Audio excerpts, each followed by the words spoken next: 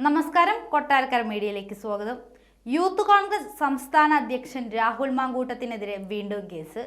പൂജപ്പുര ജയിലിന് മുന്നിൽ സ്വീകരണം ഒരുക്കിയതിനാലാണ് case. 12 youth Congress പ്രവർത്തകരെ പ്രതിപട്ടികയിൽ ഉൾപ്പെടുത്തി. രാഹുൽ മാങ്കൂട്ടത്തിലാണ് രണ്ടാം പ്രതി. കണ്ടാലറിയാവുന്ന 200ഓളം പേർക്കെതിരെയും കേസെടുത്തിട്ടുണ്ട്. ഗതാഗത തടസ്സപ്പെടുത്തിയതെന്നും പൊതുജന സമാധാനം തകർത്തുവെന്നാണ് എഫ്ഐആർ. ലഹളയുണ്ടാക്കണമെന്ന ഉദ്ദേശത്തോടെ പ്രകോപനമുണ്ടാക്കിയെന്നും സർക്കാർ ഫ്ലെക്സ് ബോർഡുകൾ തകർത്തുവെന്നും എഫ്ഐആറിൽ പറയുന്നു.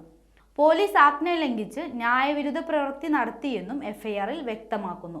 രാഹുൽ റിമാൻഡിൽ കഴിഞ്ഞിരുന്ന പൂജപ്പുര ജയിലിന് മുന്നിൽ സ്വീകരിക്കാൻ യൂത്ത് കോൺഗ്രസ് പ്രവർത്തകരുടെ വൻ നിര തന്നെ ഉണ്ടായിരുന്നു. പ്രവർത്തകർക്കൊപ്പം ദേശീയ അധ്യക്ഷൻ BV Srinivas, Shafi Parambil MLA, PC Vishnunath തുടങ്ങിയവരും സ്വീകരിക്കാനെത്തിയിരുന്നു. ഫാസിസ്റ്റ് സർക്കാരിനെതിരായ പോരാട്ടം തുടരുമെന്ന് രാഹുൽ മാങ്കൂട്ടത്തിൽ പറഞ്ഞിരുന്നു. പിണറായി കിരീടം താഴെ വയ്ക്കണം, ജനങ്ങൾ പിന്നാലെയുണ്ട്, ഇനിയും സമരം കൊണ്ട് ജയിൽ നിറയ്ക്കാമെന്നും രാഹുൽ മാങ്കൂട്ടത്തിൽ പറഞ്ഞിരുന്നു.